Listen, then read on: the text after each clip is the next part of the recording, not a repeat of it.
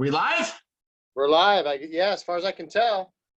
Hey, what's going on? Quarantine Metal Mayhem ROC, the Vernomatic here, digitally with Metal Mark. What's going on, man?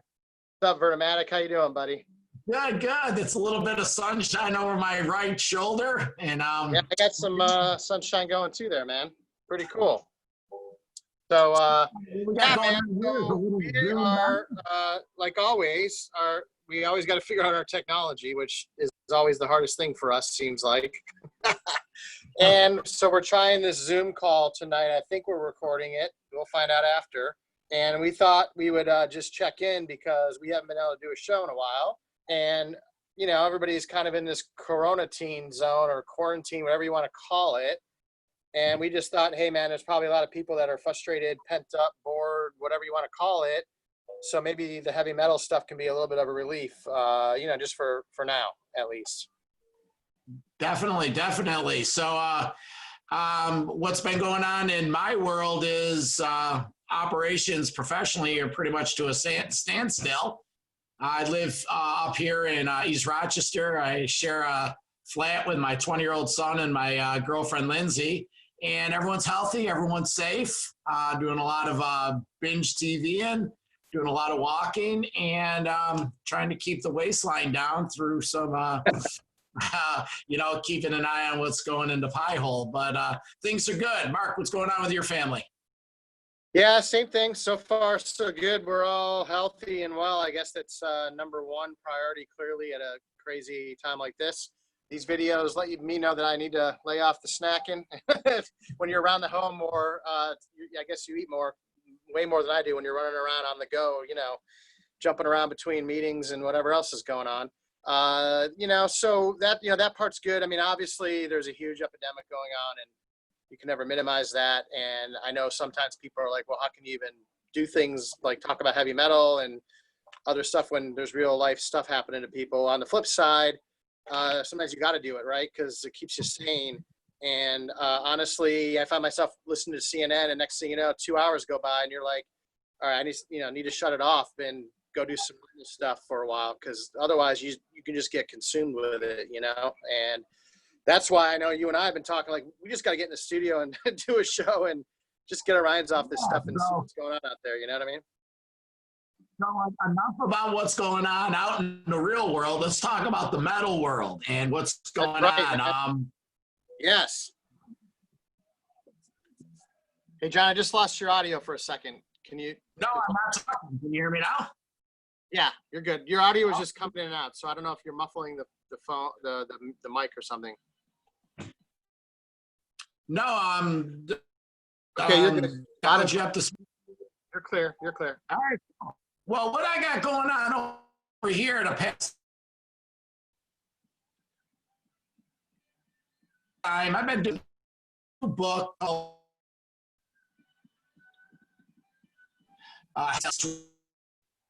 Records from the vaults of John Zazula. It's the founder of Metal Force Records. And for those that aren't up to speed with Force, this is the guy that signed Metallica. He was the one that brought him over from San Francisco. And he was the movement back in the early 80s. Metallica, Anthrax, Testament, Raven. He parlayed a weekend record store at a flea market in Jersey into a $10 million a year record company. And it's a great book, about halfway through, and it's has a lot of Rochester ties to it and a lot of the beginning of the thrash, the Big Four. So great read over here. Another thing I got going on is this book called Kiss and Sell. This is the book by the guy that used to be their business manager back in the 90s or in the late 80s through the reunion. And it's a behind the scenes on their spending, what they made, what they spent on. And this is fantastic. I wish this was in an audiobook version, but about 3/4 of the way through that. So that's what I got going on in the Reading for Vengeance. Mark, you up to speed with anything new? I love it, man. I guess we just got a new show segment, Reading for Vengeance, as well. So I haven't been doing as much reading, and I need to finish the KK Downing book because I started, got about halfway through, and then haven't picked it up since, but I was enjoying it a lot. So there's no real reason why I didn't finish that other than I just didn't finish it yet. So I want to do that. But I think streaming for Vengeance wise, and it's funny, I posted something earlier today, just, hey, what's everybody listening to? And I got some cool replies. Maybe I'll just rush through them in a second. But streaming for Vengeance wise, I just been kind of checking out the new the new Five Finger Death Punch. I checked out a little bit of Nikki Stringfield. She is the guitarist from Iron Maidens, and she's got a new album out. It's okay. I mean, I listened to it first time. I didn't really give it a deep listen, but I'm gonna check it out again for sure. And then, you know, I've been like everybody, I guess sometimes you just kind of go surfing around YouTube. I think I found a Firepower Priest show the other night. I just kind of flipped down while I was doing some other stuff. You know, they changed that set list up halfway through that tour, and I forgot about some of the songs they did. So that was pretty cool. And then sometimes I'll just go and look for like metal shredders that are shredding different riffs and stuff like that. And Gus G has this thing where he shreds a bunch of like Ozzy songs, and there's just some of those kind of cool things that are out there. Oh, and then the dude from Trivium, man, Matt, and I can never say his last. I think it's Healy. Do you know Matt, the lead singer guitarist from Trivium? Dude, he's been doing some really, really cool stuff on an app called Twitch, which I haven't checked out as much, but every morning he's doing like live stuff, and he just jams out different songs and stuff from his album and stuff. So pretty cool. And that's kind of what I've been checking out on the metal side. And again, I've been finding heavy metal to be a huge release at this time, to be honest. I mean, again, when you get tired of listening to everything else, it's just been it's kind of the go-to, you know. It's like, man, I'm just gonna go crank some metal for 30 minutes. I know you've been going on your walks cranking metal, but it's definitely been helping me a lot right now, no doubt. Well, besides doing the reading, I'm also a big fan of audiobooks, and I had a chance to get through the two Dave Ellefson books, his life with Megadeth. Dave Jr. Ellefson, the bass player for Megadeth, and he tells the story of his side of Megadeth throughout the years. And it's been really cool because he would be talking about an album, talking about the making of it, and then I would go and listen to that album. And it was like a different angle. And so I've been doing a little bit of the back catalog of the Megadeth. And, you know, in my opinion, we'll save this for another discussion, maybe a Fire and Ice topic. But the Megadeth catalog has a lot more to offer than I originally have absorbed. So the combination of the Ellefson books and rediscovering their back catalog. So that's pretty cool. Hey, so I'm gonna do I'm gonna go rapid fire on this, but I'm gonna go through just some of the posts that some people posted on what they're kind of listening to right now. I got some dudes saying they listen to Dying Fetus. Have you ever heard that band? I never really checked them out. Have you heard them? But I've heard the name for years. All right, so I get a lot of posts on that band. There's a band called King 810 from Flint, Michigan. Havoc. I saw Havoc on the Fear Tour. They have a new one coming out in May, their fifth album entitled V. That's coming out May 1st. They're kind of like old school thrash, you know, maybe some like Kill 'Em All Metallica influence, I think. I've seen them 2 or 3 times. They opened for Megadeth a couple times. They opened for Megadeth here in town on the Dystopia tour. They're a good band. They have a lot to offer. We'll take a look at. Hopefully they'll come to town when tours pick up. Yep. So then just a couple more. I'll just rattle them off. Some people are checking out BLS, some Ghost, Megadeth, Pantera, Slayer. I mean, those are some go-tos. I know you mentioned you were checking out some Megadeth. Again, Five Finger Death Punch and AC/DC, which, by the way, side note, through the middle of all this, and I guess this started before this whole craziness, Dee Snider from Twisted Sister started doing this whole campaign to get AC/DC to play for the Super Bowl. And he was kind of, and I understand why he wants to do that. But I was like, first of all, number one, people are like, well, would AC/DC even do it? Number two, what about more like for me? I'm like, hey, maybe Metallica would be better than AC/DC just from having way more radio hits and songs. And I don't know. What are your thoughts about that whole movement, by the way? No. Yeah, the Super Bowl isn't for our bands. We would like to see it, but there's no way. There's no way an AC/DC is going to play. There's no way a Metallica is going to play. That isn't for us. They're not trying to attract us. That's why yeah. Look, AC/DC is a band that probably has the most quote unquote hits, and they could probably string three songs together that everybody would know. That stated, yeah, I was just curious because it just seemed like D's really like he's like hell bent on it, man. Like, and it's like, just like okay. I mean, it's cool, but to your point, I agree. I think whatever. I mean, Super Bowl is like a whole sidekick thing anyway. Hey, by the way, some other quick bands like I mentioned, Witchfinder General. I remember our boy Scott Batiste used to tell me about that band. Two great albums, Death Penalty and Friends of Hell. They're we been into them for years, but they like doom metal. They're like in the vein of Trouble, that kind of stuff. Fantastic. I gotta check them out. I've always heard about them, never checked them out. Here's some other ones: Hollow's Eve, Pile Driver, Infernal Majesty, of course, Merciful Fate. When's that new King Diamond dropping, by the way? Wait, is it a King Diamond or Merciful Fate album dropping soon? King Diamond. Okay. Summer's tour, he was doing some of it. But going back to what you were saying, Hallows Eve, I think they're from Georgia. Hallows Eve, Tales of Terror was one of their great albums back then. Pile Driver, Canadian metal. What were those other ones you were talking about? There's one called Infernal Majesty. Never heard of them. Another one called Dust Bolt, Trapped in Chaos, Black Swan, Dirty Shirley. No, never heard of any of those guys. Actually, Dirty Shirley is, I think it's a George Lynch project. I think I heard Eddie Trunk talking to George Lynch the other day, and it's one of his projects, I think. So we'll have to fact check that. Hey, I also got a post from this woman, Ellie Quintana, who works with a cool venue in Chicago called Reggie's.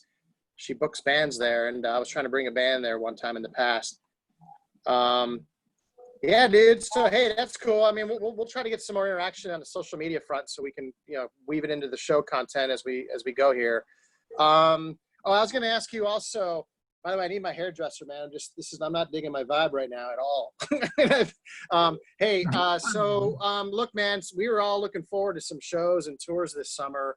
I mean, clearly we talked about the Poison, Def Leppard, Motley Crue tour, which they claim they were selling out arenas. I don't know if that's true or not, if that was just, hype and spin. Rat announced a tour, which was going to be an outside amphitheater tour. I'm not sure who else was on that bill. But I think Tom Kiefer was Tom Kiefer on that one? For some form of LA Guns was going to be on there, I believe, too. Yeah. M3 Festival, I was going to try to trek down there to Maryland this year. So what about you, man? What are you bummed out of? I mean, were you bummed about that whole Poison Motley Crue tour? Or, I mean, who knows? Maybe some of these shows go off. Maybe these tours start in July or August or something. What are your thoughts? I really wasn't going to be going to that Motley Crue. Come on, man! I thought you were going to go. Well, it depended, but it's hard to get to those shows when it's a festival or not a festival, a stadium situation, cut down sets, playing the hits. When you saw those bands in their heyday, in their prime, it's hard to get out for that. What I did want to get to this year, I really wanted to do some road trips, like you said, that M3, get down to Maryland for that event. But I did want to get to some of those Metallica shows at the some of those festivals they were doing, but they backed out of a couple of them because James. Rehab situation. I was looking forward to getting to that Sammy Hagar Whitesnake Night Ranger show, but Night Ranger's Whitesnake just pulled out. David Coverdale is having emergency hernia surgery. It was announced yesterday. Damn. Yeah. You know, the guys are getting old, but I haven't seen Sammy in a few years. And a friend of ours, friend of the show, Mike DeGiorgio, had a great review of Night Ranger last year. He had a chance to, I think he went up to Canada or somewhere to see him, and he was giving it a 5-star. So I wanted to go out of my way to see that show. But what I do have, I have 2 tickets to the Neil Peart benefit show in St. Catharines in May. It's I had a chance to get some tickets, and I'm hoping that it's not a benefit show. It's a acknowledgement show. It's his hometown, what they're doing, and they're flying people in. It was a big to-do. I'm sure the guys from Rush were going to be there. And I'm hoping that doesn't get canceled. But as we stand, today's the 27th of March. The show's May 16th. So you do the math. Yeah, I don't know. I guess we'll see. By the way, you might appreciate this a little bit. I dug some vinyl out of the vaults. So we don't have to do a little show and tell now. But I got some vintage ones in there. A little Black Sabbath Born Again, some random bootleg by Priest, some Maiden. Look at this one. You'll love this one, man. Vinnie Vincent Invasion. Remember that bad boy? Oh, yeah. Is that new vinyl, or is that vinyl from 25 years ago? Oh, that's 25 years old vinyl, man. Oh, maybe we'll do a little show and tell next time. I got all kinds of cool metal shit laying around. So what else, man? We got only a few minutes, but because we just thought this would be a cool little check-in. But actually, if this little format works out, maybe it's good for us to just stay connected from time to time on it. So Metal Mayhem ROC.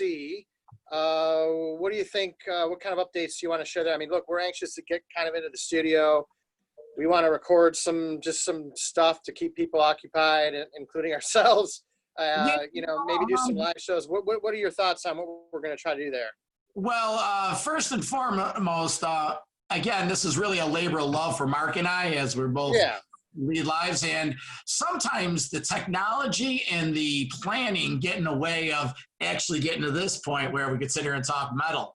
But we've made strides to get things going, and this COVID-19 problem has really halted us a little bit. That's why we're taking measures to get out there. But we've lined ourselves up with a different production angle for this year, and we're looking to get some interviews going, get some of this, how we're utilizing technology a little more, and there's some correspondence we want to bring into the studio, and really like to see you folks every week, hopefully at least 2 or 3 times a month. And again, the goal is for the interaction and make this a community where we can all hang out and get to know what's going on in the metal world. Yeah, and I think to your point, I mean, that's why we started this crazy thing. For us, it is labor of love, way to promote the music that we love, promote artists, promote bands, talk about what's going on, new music, shows, interact with people. I mean, that's really the whole idea, clearly. And the fact that we've got a new studio, we think we can do some cool stuff around it. We were really derailed when this whole health crisis hit in, and the studio's trying to do things to make sure that, we can keep social distancing and keep a clean, safe environment, because they are trying to have some more people come into that studio. So hopefully we'll see. We can maybe, and again, we're experimenting with the Zoom platform, so maybe this could work for us for a little while. And, there's going to be more and more technology popping out there, and everybody and their brother's doing podcasts these days. So it'll get easier and easier, I think, to produce stuff. So we're going to keep rolling with it, man, and just see how it goes. And like, this one was completely impromptu. We didn't plan it all. We just went for it.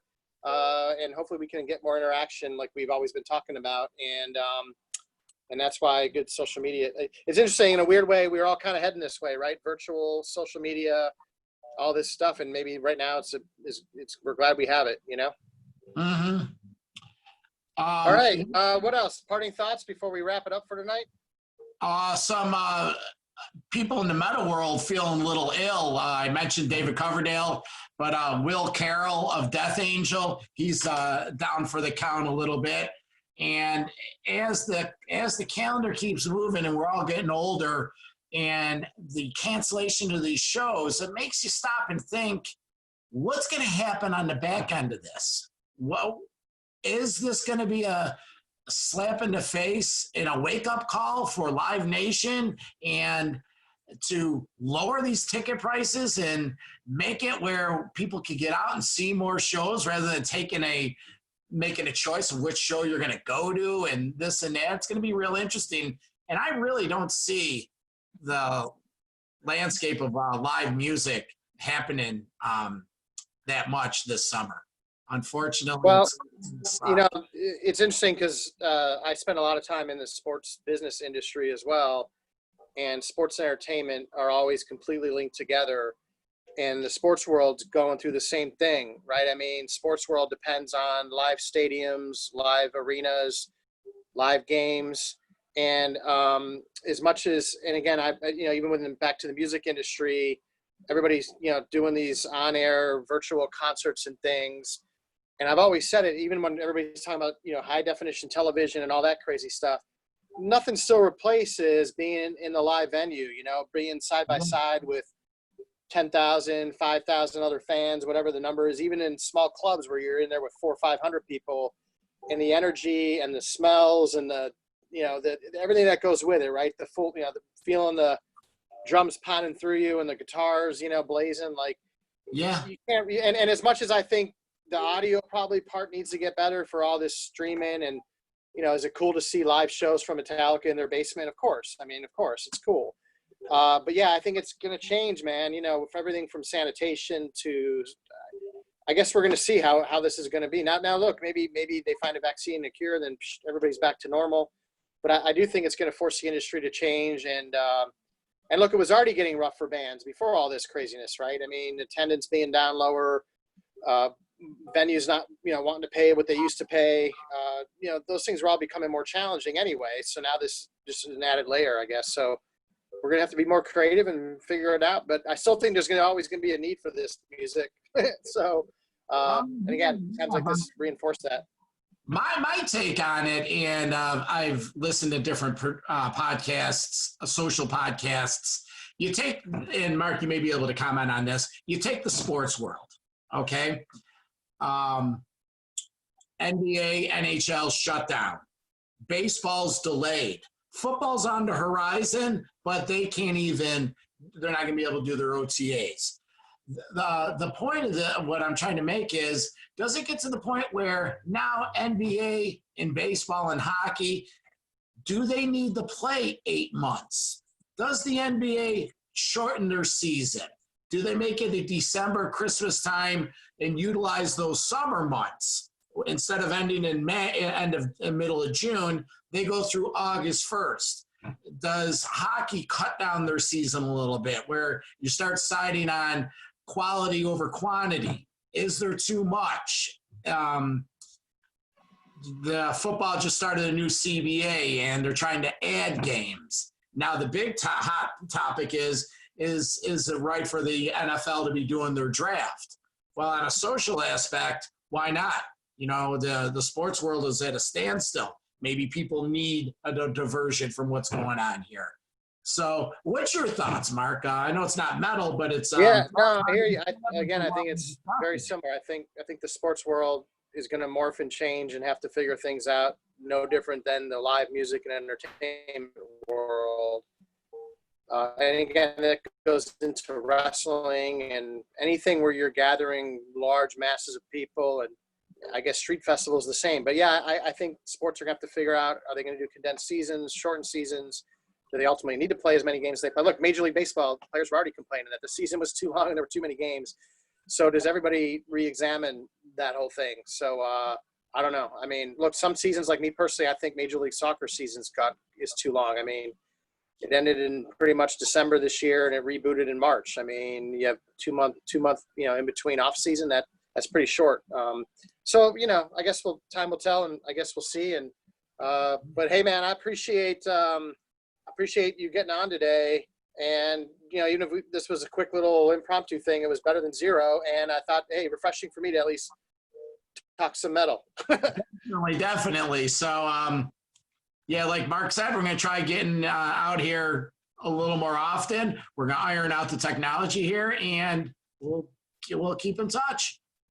All right, man. Well, thanks for chatting. To everybody out there, Metal Mayhem Rock World, Metal Forever World, just stay safe and well. And let's continue, we'll try to post some content. Just worst case, it feels good for John and I. We love it. So keep the metal can cranking, everybody. All right, thanks, man. We'll find some of our archives. And so metalforever.com is always kind of the quote unquote mothership. metalmayhemroc.com is the official website for the show. We have a Facebook page, Metal Forever. We have a Facebook group, Metal Mayhem Rock, where we're just trying to get more engagement and content. You can find me on Facebook at Metal Forever Mark. And John, where are you at on your socials? Oh, you can find me there. Just just get Vernomatic at metalforever.com.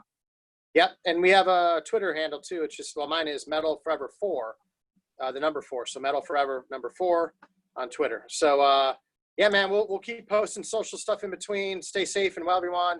Vernomatic, you too, and let's keep cranking the metal, and we'll be in touch soon. All right, see you guys. All right. Take care, everyone. Bye.